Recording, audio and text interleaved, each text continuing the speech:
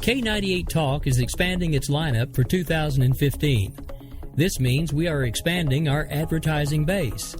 Whether you're a startup trying to push through to the next level or an established business trying to supplement your advertising budget, web-based advertising is a solid investment. Thanks to Talk's newest partnership with TuneIn Radio and instant access to our sister station, K98 FM, we give you worldwide access at a reasonable cost. Interested parties should email us at sales@k98fm.com.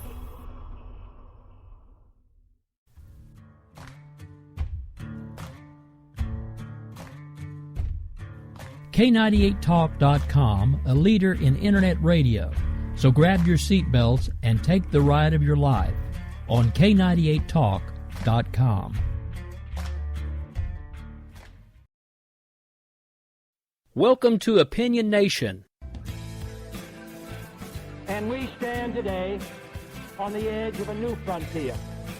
There is nothing wrong with America that cannot be cured by what is right with America. What makes us Americans is our shared commitment to an ideal that all of us are created equal. I, too, am America. Now here's your host, Bryce Robbins. Hello, everybody. I am back once again on this beautiful Saturday morning. Happy Valentine's Day, everyone. So today we are going to talk about two interesting things. Well, to start, we'll talk about New York's Attorney General, Eric Schneiderman, and his focus on basically herbal supplements in stores like GNC, Target, Walmart, and Walgreens. And then later on the show, if my guest ever comes through, we will be talking about U.S. intervention in the Middle East. And my question is, have we made the Middle East worse?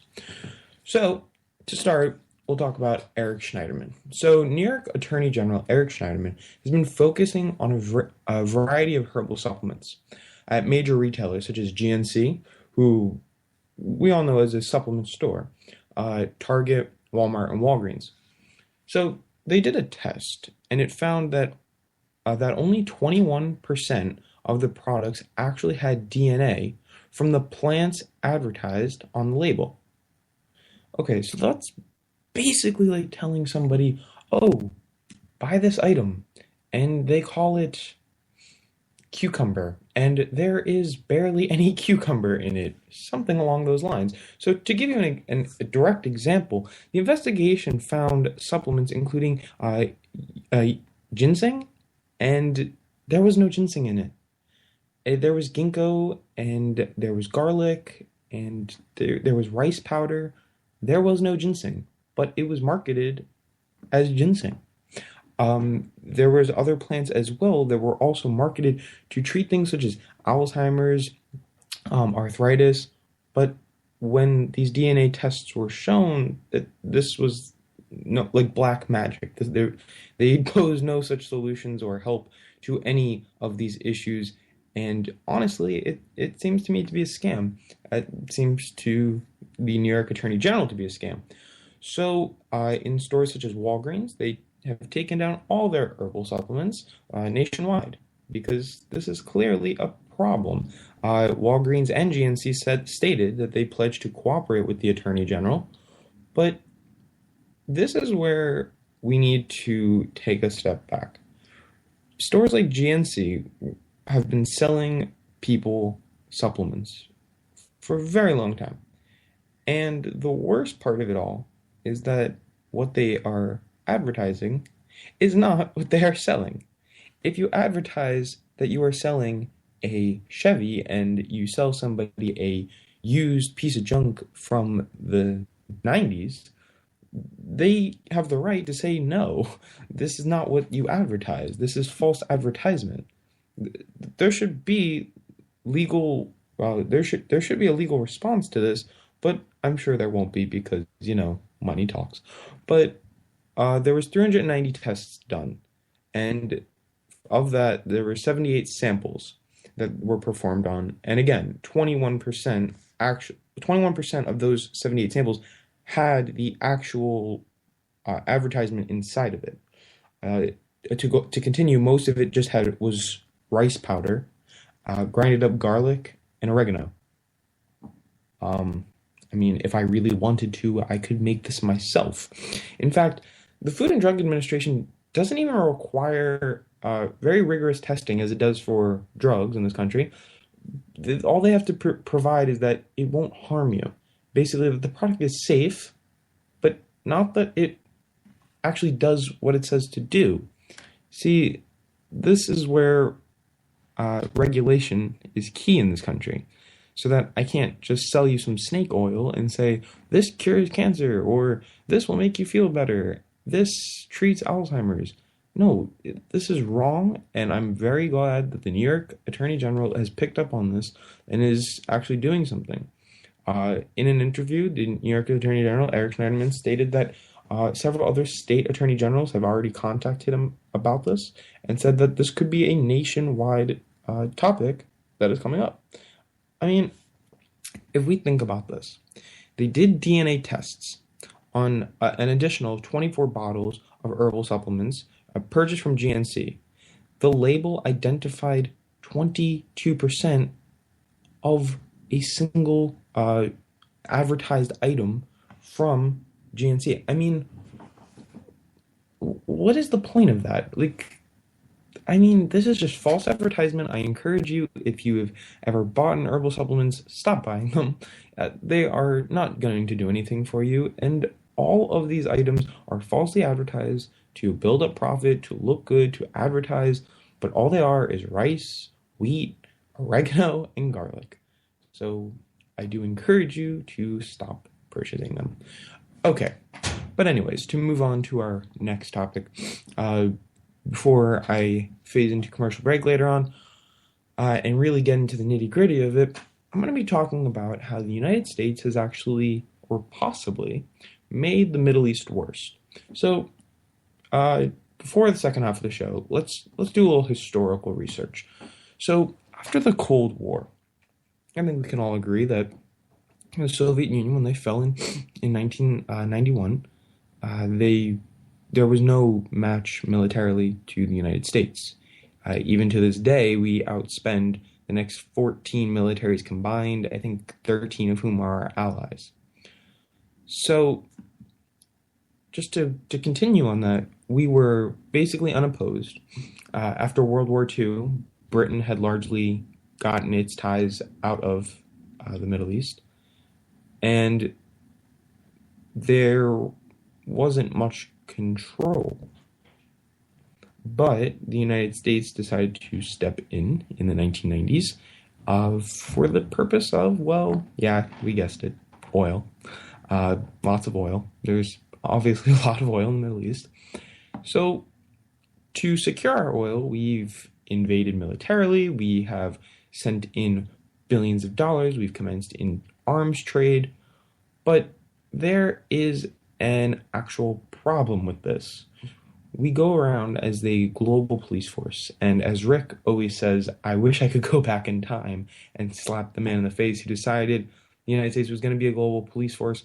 However, in that case, I kind of disagree with Rick. I do think that we have a responsibility to be a moral responsibility, and I guess you could also call it an ethical responsibility, to make sure that nobody is abusing their power, that they stick to the same rules and regulations that, to an extent, that we do, that they're not invading on people's natural born rights, because that's what our country is formed off of. And the United Nations, if you go through their handbook, it's basically the same thing. Nobody shall be denied an education, the right to get married, the right to speech, the right to news and media.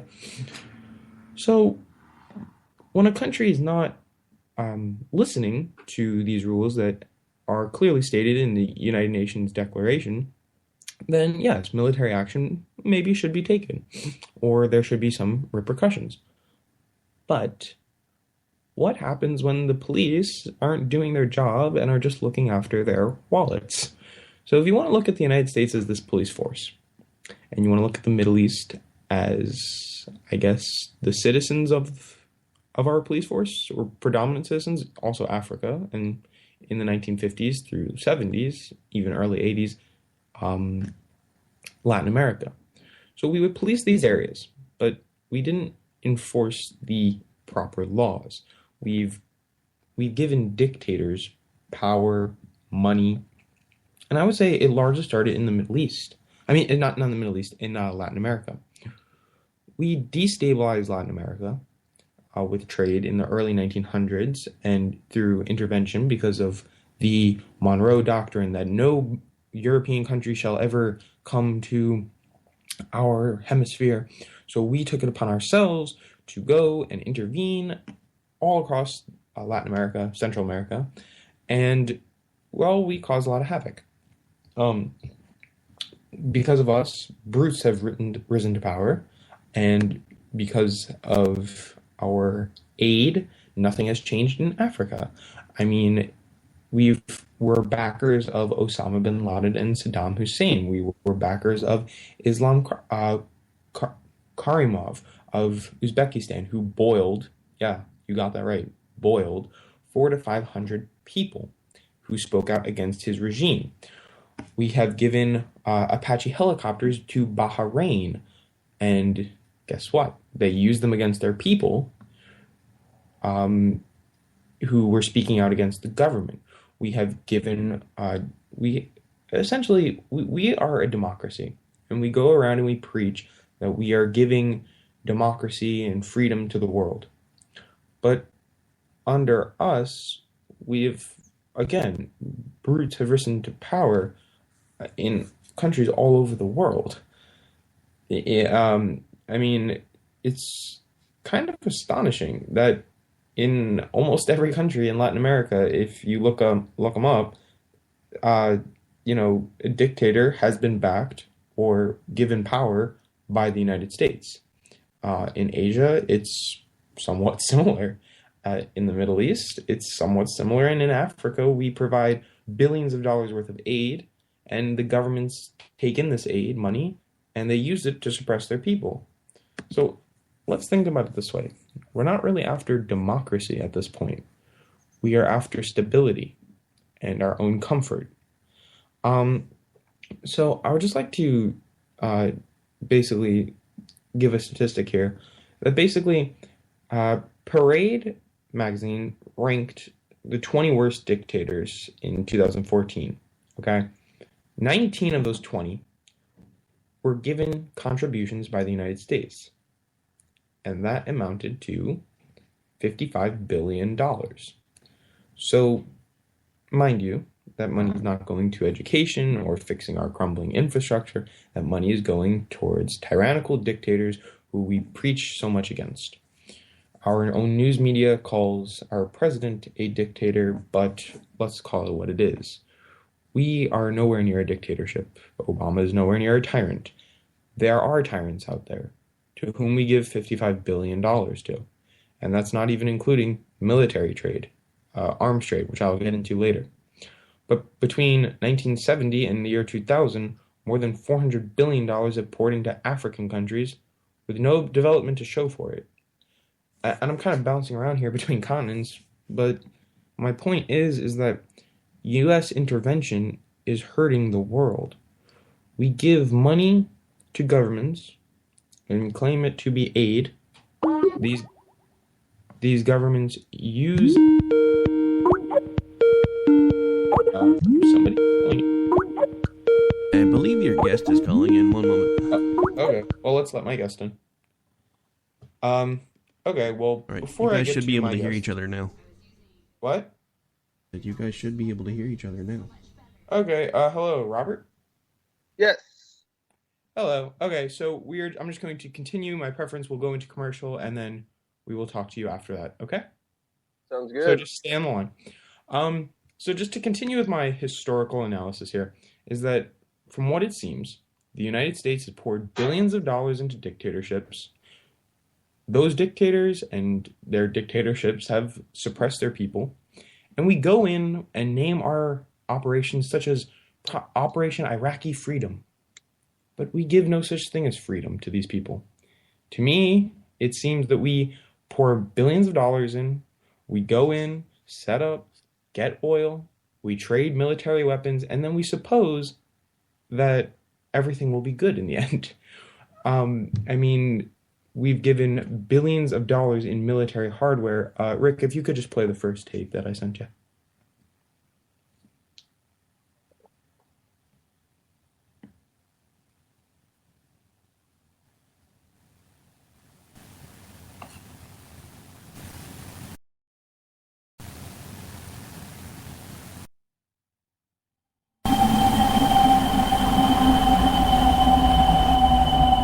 Ladies and gentlemen, the President of the United States. Good evening, my fellow Americans. We now stand 10 years past the midpoint of a century that has witnessed 4 major wars among great nations.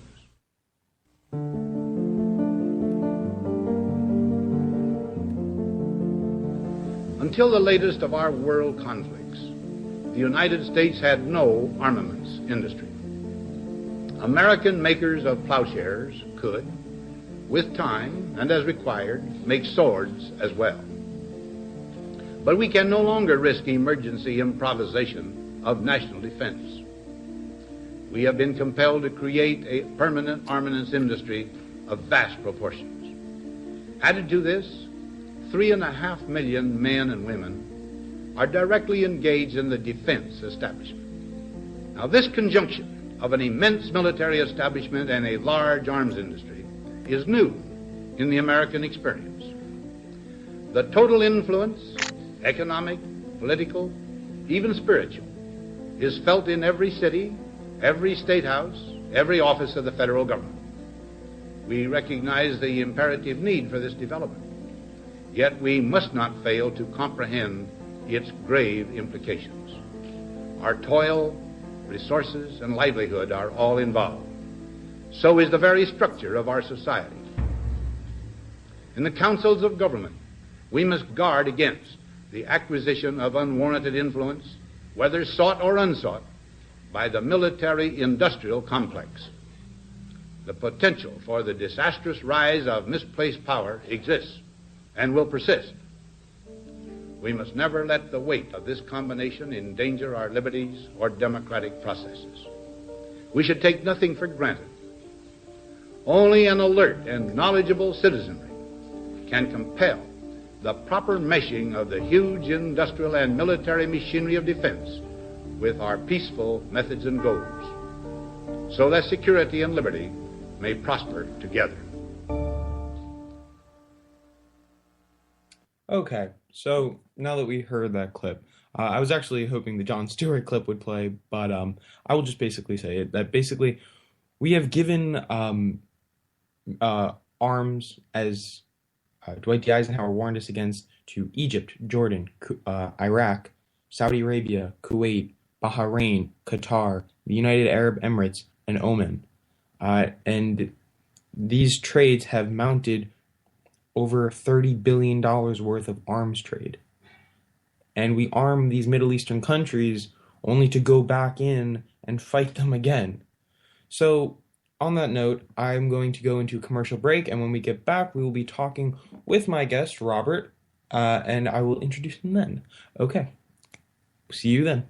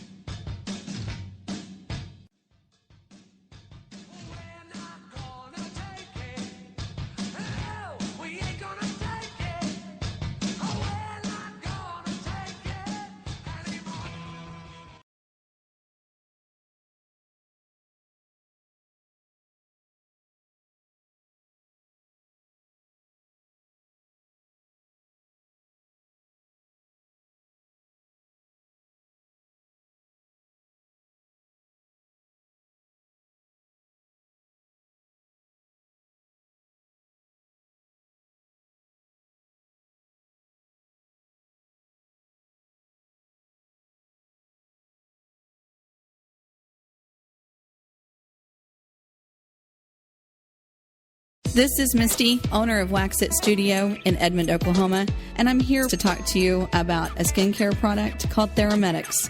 Theramedics has a wonderful line of products from anti-aging to hyperpigmentations all the way to acne. In fact, everyone at some point in our life is affected by acne. Acne can cause a great deal of embarrassment and anxiety, and in order to prevent and help other people, I have tapped into this wonderful product called Theramedics. Visit my website at www.prettyskindeep.com. Again, that's www.prettyskindeep.com.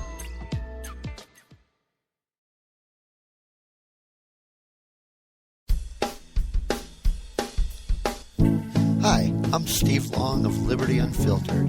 If you're tired of hearing the same Republican and Democrat banner from the mainstream media, join me on Wednesday nights at 9 H Central as I crawl out of the cesspool of partisan politics and bring the fight for freedom against the advocates of big government to the masses.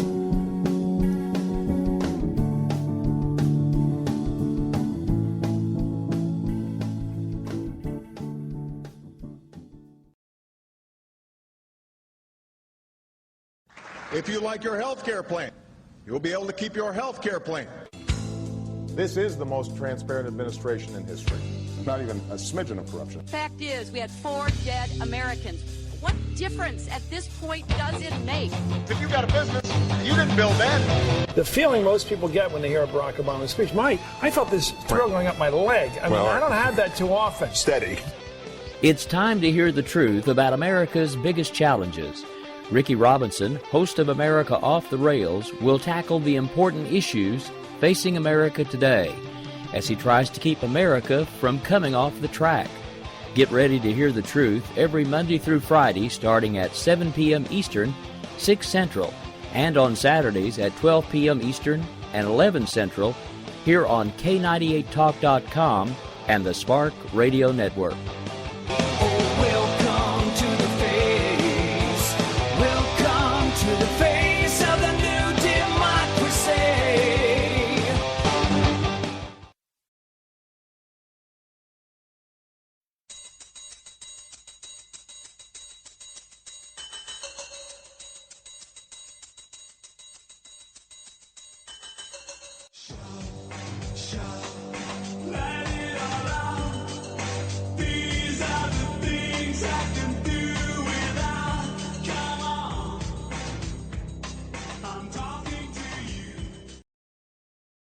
Okay, welcome back, everybody. Before I get to my guest, I wanted to, if you caught the news, Jon Stewart is leaving The Daily Show. And as the liberal who everyone thinks I should turn in my liberal card, I love Jon Stewart. I watch him every day religiously. So in his loving memory, why don't we play a clip about this topic? Spiraling out of control. So tell me, what should America do about this? Well, how about nothing? Oh, thank you. Oh. Yes. I feel the love, yes. Yeah. Okay, we haven't tried that one yet. Yeah, we noticed. How do you think our region got this way in the first place? For decades, America propped up a who's who of military and theocratic dictators. They gave you what you wanted: oil, airfields, oil, security arrangements, oil. And let's not forget a few torture black sites. Hey. Mrs. Robinson, are you trying to seduce me? We know what you're into. Mr. Gray will see you now. And in return, the dictators got someone their people could hate instead of them. When the garbage back home doesn't get picked up for a week, who do you think people blame? I'm going to go with that's an easy one. I'm going to go with the sanitation department. Exactly. We blame America. So we can cut it there. So today, to discuss this idea of basically the United States being hated, even though we give out billions of dollars in military technology, we have infiltrated the region, we have suppressed democracy. Through this military spending and trade is Robert Eagle, a young Republican from Los Angeles, California, and founder of the Moderate Republic. So welcome, Robert. Thank you for having me. Okay, so basically, I want your opinion. Do you think that the United States is morally wrong in this sense, that we are not doing what we're supposed to in the sense we should be propping up democracy? Would you agree with this statement that we are suppressing it? Well, I think it's a difficult statement. I mean, in certain situations, in regard to the Middle East, we propped up or we've given our credence to almost anti-democratic governments over there, especially with regard to Saudi Arabia. I mean, up until Bush 41, we were probably the prime proponent of Saddam Hussein and the Ba'ath Party in Iraq as well. So, you know, call it what you may, but our foreign policy in the Middle East hasn't really done us any favors in the last, let's say, 30, 40 years. Yeah, so, I mean, we're giving... I understand, you know, Jordan is now beloved in this country because of their airstrikes against ISIS.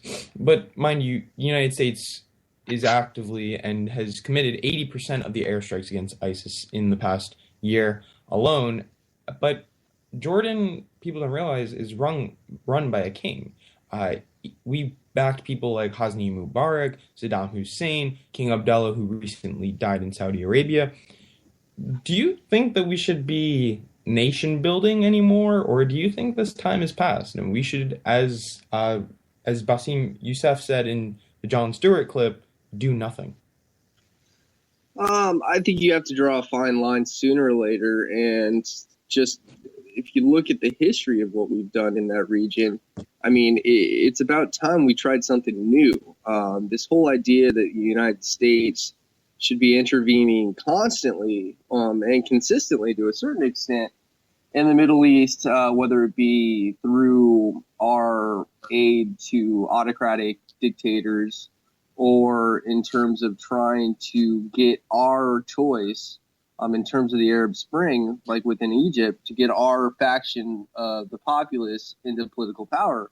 I mean, in the end, we need to realize that we don't really have enough weight to pull to make these things, you know, fall in line as we want them to. Right. And I think it's insane that we continuously pour billions of dollars into this, as Dwight Eisenhower said, fueling a military-industrial complex by trading our weapons to these countries so unstable that we end up fighting them in the end. So you wanted to talk about foreign policy, about Bush and Obama, correct? Yes. Basically, the difference between hawks and doves. So why don't you kind of set the tone for that? Well, I think, and you see it now play out in our hyper-partisan world of politics in Washington, D.C. these days, is that since Bush 43, I would say for the most part, because, I mean, even people on the right would say that George Bush Sr., 41, was not much of a war hawk in that sense.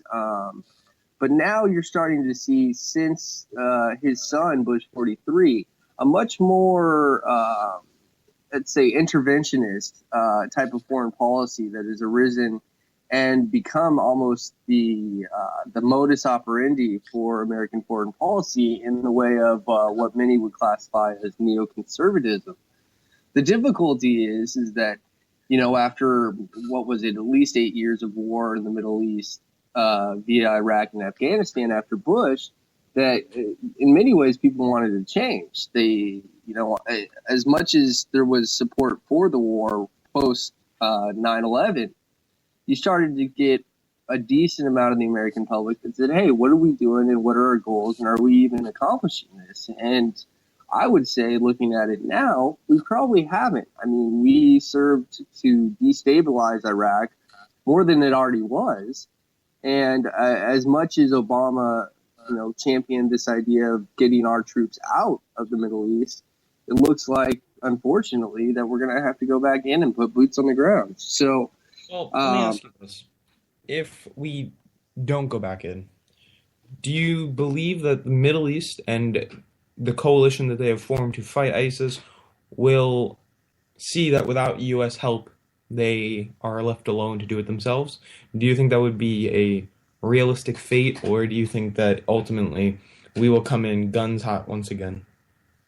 I think, unfortunately, as much as we would like to see the Middle East take care of itself, or at least the neighboring countries who actually have a direct concern with ISIS, in terms of Turkey, you can't really say Syria because of their civil war right now, but Turkey, Saudi Arabia, Jordan, Iran, you would like to see these people or these countries at least pick up the weight of this assault against ISIS and against extremist terrorism in the region. Unfortunately, due to all of our years and years and years of meddling with the affairs of Iraq, especially, it looks like we're going to have to clean up our own mess.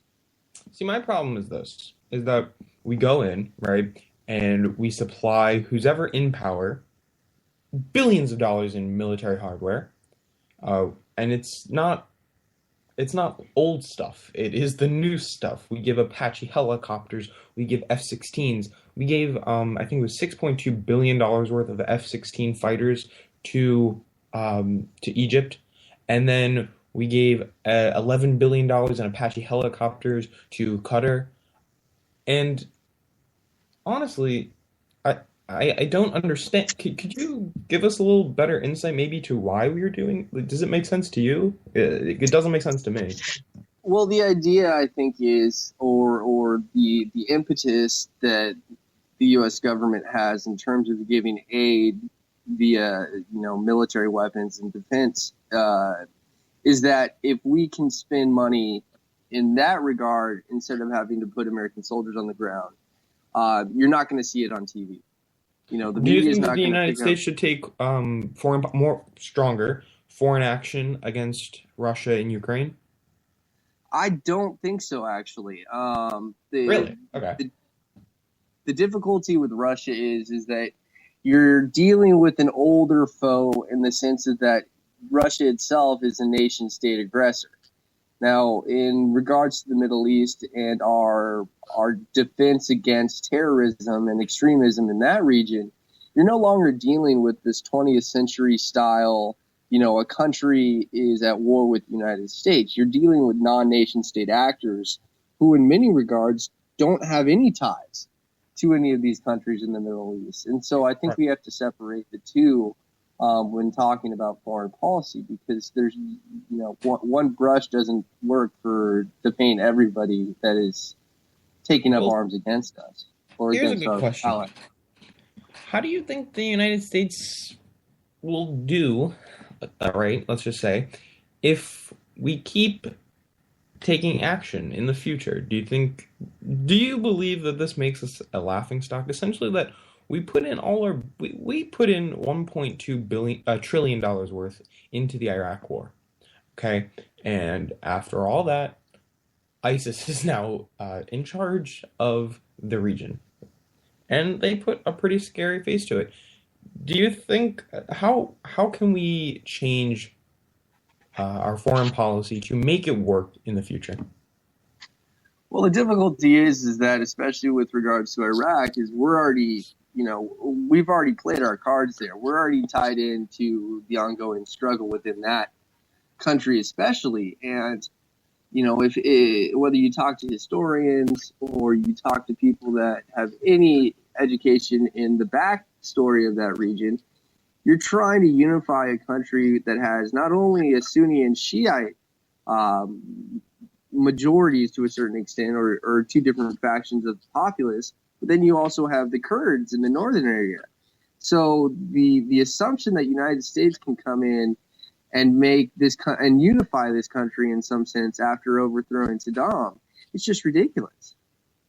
Well, let's not forget, though, Saddam Hussein was gassing thousands and thousands of people with mustard gas and other horrific weapons. I completely agree. It was understandable why a global police force would do that, but it seems that the reasons he came to power was for all the wrong reasons. And Exactly. to me, I look at the Korean War, and I see it because there are many Asian people in my area, all from Korea, the majority. And I actually live next to the highest most densely populated Korean population in the United States. But all of these people would not have been free. All of these people, their country would not have liberty and freedom. They would all be under the suppression of North Korea had it not been for the United States. So we go into a country and we pushed back North Korea at the 38th parallel, and we brought freedom with that. We weren't searching for oil. We weren't searching for whatever you want to talk about. We were searching for democracy for these people, to stop the ideology of communism and oppression from spreading. And to me, that's the United States being great and using our military technology for the good of the world. But would you agree in the statement that now we have kind of gotten blindsided from that and strayed to how much oil can we take in if we stabilize this region? I think the use of terms like freedom and democracy in regards to our impetus for foreign policy we've bastardized those terms. I mean, it's turned into classic Orwellian doublespeak in a sense, you know. Now, I don't necessarily think that our main goal or priority, whether it be conscious or subconscious in the Middle East, is always oil. I think there are some hopes that we can establish democracy and freedom in the region. I mean, I don't know. We went to the Gulf region for oil. That's why we targeted the Gulf region. I would say that the big reason is oil, but you could continue there. Yeah. Well, you know, you could say it was oil in the after fact, and I'm not going to disagree with you, but, you know, Bush 43 did say that we're going to combat terrorism, and this was our reaction to 9/11. Now, whether or not Iraq or Afghanistan were responsible in the slightest towards what had happened to the World Trade Center is a different question. Well, from what we know, there was no Iraqis involved. I mean, it was Saudis and Pakistanis sheltered in Afghanistan. I mean, so I think that notion is somewhat dead. But let me ask you, Bibi Netanyahu is coming to the United States. Do you think he should? I think that he should be welcomed, and I think that Congress has its own right and an ability to ask whoever they want, bearing they're not, you know, an enemy of the state in a certain regard, to speak in the Chamber of Commerce. Well, let me ask you this. Right now, the United States has diplomatic ties with every single country in the Middle East except for Iran. Obviously, we were overthrown there. And since then, when the Ayatollah came to power, it became a staunch anti-American country. But now we are seeing perhaps a glimmer, spark, I don't know, of hope. Do you think that having Bibi Netanyahu coming to the United States, because Iran has already said if he's going to speak there, we will not speak with you, what would you do in this case? Because I don't think Israel is going to leave us as an ally if we talk to Iran, because let's not forget, we do $45 billion worth of trade with Israel. We give them $3 billion in military hardware each year. We operate their Iron Dome system. So what do you think in this sense? I think it's a difficult situation all around in regards to our support of Israel while trying to talk Iran off a ledge in terms of them propagating their nuclear, I guess, capabilities or desires to have some type of nuclear capabilities, whether they be military or actually just civilian in terms of power plants and things of that nature. The difficulty that lies there is that I think, especially with Bibi and the more conservative groups that are vying for power in this upcoming election in Israel, is that it's almost an all or nothing absolutism with them. You know, either you support us till the end or you don't. And I think it's hard to draw a line on what the positive or what the necessary way we go about still supporting Israel while continuing to try to at least get somewhere with Iran without having to impose massive or extra sanctions right now, which will probably push them away from the table. I mean, to all the listeners out there, in my opinion, it would seem that the United States goes into countries on the horse of democracy. We're riding democracy into these nations, and we are bringing democracy, liberty, and freedom, but it seems we have been blindsided lately with economic opportunity. So that's my opinion, but I want to hear yours. So tweet me at Robbins Bryce. You can go on the K98 Talk website. You can hit me up in the chat box so we can live chat during shows, but I will get back to you on whatever you tweet to me. So let me jump ships a little here with you, Robert. I like to ask my guests if there's 2 issues that you could attack right now, what would they be? And just maybe a little why. I think 2 issues, or I think at least the one that tends not to be discussed enough, or either is, but then nothing ever gets done, is our national debt, first and foremost. I mean, $18 trillion and growing is an issue that is going to affect us for years, if not decades, in the future. And until we can get some sense of responsibility in terms of a balanced budget or moving in that direction in Washington, D.C., our ability, whether it be in terms of foreign policy or whether it be in terms of domestic policy and helping other Americans, is really, really, that's what it hinges on. Well, we have had balanced budgets, but your concern is the debt, is what you're saying. But let me ask you on this. The United States is a consumer nation. We spend and we spend and we spend. But do you think, in what way will our debt hurt us? Because I've heard things such as Social Security is going to impoverish this nation in 11 years. And to me, that's a crock of you-know-what. Let me hear, why do you think the debt is so urgent to handle?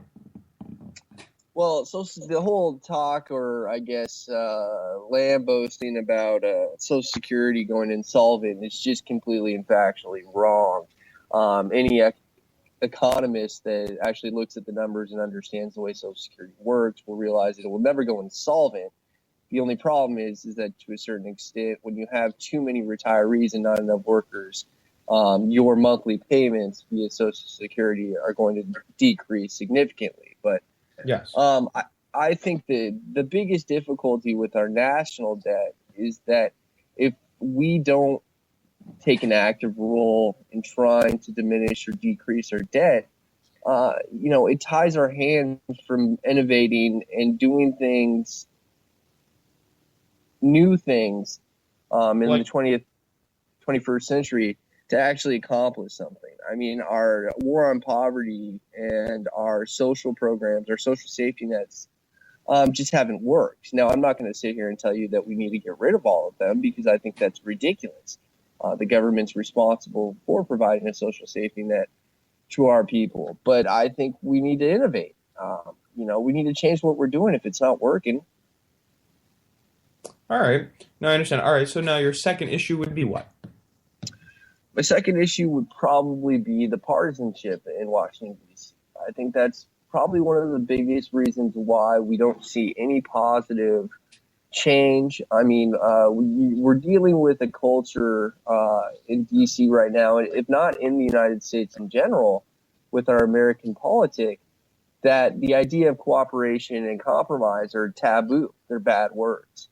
And the difficulty with that is that very few people want to reach across the aisle now and get something done. And I think there's a lot of issues that could be solved through bipartisanship, coordination, and cooperation, but too many people are worried about their constituents back home and how that's going to read. Okay, so for the last couple minutes, why don't you just tell me a little bit about gotchange.gop? That's Robert's website. He's the founder of it. He seems to be a very nice site. I checked it out. Well, why don't we hear a little bit about it? Well, the Moderate Republic, it's been up for about 6 months now. It's a conglomeration of articles that I've written on everything from politics to social issues to foreign policy to the economy, you name it. And really, it's coming from my perspective as a Republican in California, which to a certain extent, you don't, I guess, hear a lot of those anymore in such a blue state. But, growing up here, I think what you'll tend to see, at least in my articles or from my perspective, is that I'm much more libertarian or even liberal to a certain extent in terms of social policy. But where you're going to find me kind of, I wouldn't say clinging, but holding dear to more Republican ideals is just the scope and size of government and our impetus to at least get closer to, if not a balanced budget, but to limit the deficit spending that's been running rampant for years. And I'm not going to say it's only Democratic presidents or administrations, because if you look at Reagan, you look at Bush 43, they did just as much. So. No, I definitely agree with you. I have debates a lot about how Ronald Reagan might have been more of a spending addict than many people like to remember. No, but definitely everybody listening, I encourage you to go check out Robert's site. It's got change.gop. It's very interesting stuff. Any last words, Robert, before I let you go? Not at all. Just if you haven't yet, all you listeners out there, go ahead and register to vote. I could care less what party or no party that you identify as, but I think the biggest reason why we have a democracy, and hopefully will continue to have a democracy, is if we have people that are active in politics and get their voices heard. So get out there and register to vote. Well, Robert, thank you very much, and I hope to have you back on the show one day. Bryce, thanks for having me. All right. Have a good one. Happy Valentine's Day. All right. So today's been a very good show, I would say. We've talked about GNC and basically poor labeling on herbal supplements, all the way to flipping the ship to the Middle East. And honestly, I wasn't as upset as I was about, maybe if you remember last week's episode about the TPP. Still upset about that one because there was a 7-minute interview done with Obama talking about it, and I am afraid that whatever legacy that man has built is going to be destroyed because he's literally selling out U.S. sovereignty. But you know what? I can get to that another time. To end it here, really, America can be great. Okay, America, we like to say, is the greatest nation on earth, and I would agree with that. But I would say it's more that we can be the greatest nation on earth. Well, when we put our mind to it, and we put our actions before what we say, when we actually do things for what our principles stand for, like we did in the Korean War, even in World War II to a large extent, when we fight tyranny and we don't fund it, when we make wise decisions, sustainable decisions for the future, when we think about the people of tomorrow, the cities of tomorrow, the world of tomorrow, I think that the United States is the greatest nation on earth. But when we give $55 billion in U.S. contributions to 19 of the 20 worst dictators in the world, when we fund people like Saddam Hussein and Osama bin Laden to fight off Soviets or to basically keep their people in check, and these are people who suppress our First Amendment, who don't have the right to press, you can see what goes wrong. So just maybe think about that. And maybe the United States can be great. Maybe we're not just the greatest, but maybe it's time that we all look at what we do overseas and we see that maybe the lack of sustainability of a government, the lack of democracy, might not be a problem that was brought on by another nation, but brought on by us. I mean, if you think about it, no nation interfered with us when we were writing our Constitution. So maybe we should do the same, and maybe we should get out of the business of other countries when they're writing theirs. Maybe we should stand up for the liberal principles that I preach about all the time. The liberal principles of freedom of speech and press, freedom to marry who you want. I think that the whole concept of you teach a man to fish, then he'll eat for a lifetime, but if you give him the fish, he'll just eat it and he won't know how to fish. I kind of butchered that one there.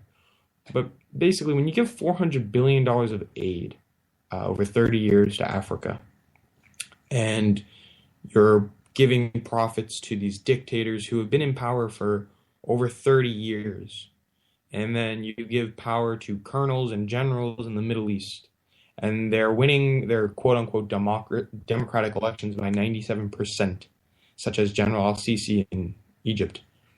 Maybe it's time to look at our role in the world and perhaps take a step back. We have crumbling infrastructure. We have a debt problem, like Robert stated. We have an energy crisis that is coming at us sooner than later. Our jobs are being shipped overseas by poor practices by our president. And we really have a lot of problems here. And I think that we are only making problems worse over there. But again, America can be great. So I want to hear your opinions. So please tweet me at Robbins Bryce, or you can tweet me at OPNAT News, as I always talk about. But I've actually set up my own private Twitter. I'd like to use that one more often, so you could tweet me there. But on this Valentine's Day, before I go, I would like to say Happy Valentine's Day to my girlfriend, Annalisa. Happy Valentine's Day. I love you very much. Can't wait to see you later. But also, think about your country. Maybe, she's our Valentine as well, and we should love our country. And we should love what this country does, and we should not be ashamed to ever be an American. But when you look at the statistics, and you see what this country has done to democracy around the globe, maybe you won't be so in love with it. So, as I always do, and as I always say, what's your opinion? And Rick, if you could take us out. All right, folks. Well, that has been Opinion Nation, of course, hosted by Bryce Robbins. Great show again today, Bryce. Now, for anyone who's wondering, I am still unfortunately under the weather, so there will not be an America Off the Rails episode today. I'm going to give my time slot to Voices of Global Freedom Radio and do a replay of one of their shows. I do hope to be back with you guys Monday. This is actually the longest I've been able to talk without coughing in almost a week now. So I am improving. Hopefully we'll be back with you guys live on Monday. And again, just want to give a shout out to Bryce. Great show today. And very nice little happy Valentine's Day to the girlfriend on live radio. That's a nice touch. You guys have a great rest of your weekend. Tonight we will have Voices of Global Freedom Radio as a live broadcast for us from about 8 to 10. Then we will have Red Pill Reality with Rascala. And then, of course, to close out the night, we'll be doing a rebroadcast from K98 FM, our sister station. They did a talk special last night on Valentine's Day. We will probably rebroadcast that one again tonight in case you missed the live version last night that we did simulcast over here as well. We're going to shut things down because I'm about to start coughing like an old man with emphysema here in just about another 30 seconds. You guys enjoy your weekend and happy Valentine's Day to everybody out there. And you, Mrs. Robinson, yes, I don't feel well, but we'll still be hanging out later, and I look forward to seeing you. You guys take care. Have a good day, everybody.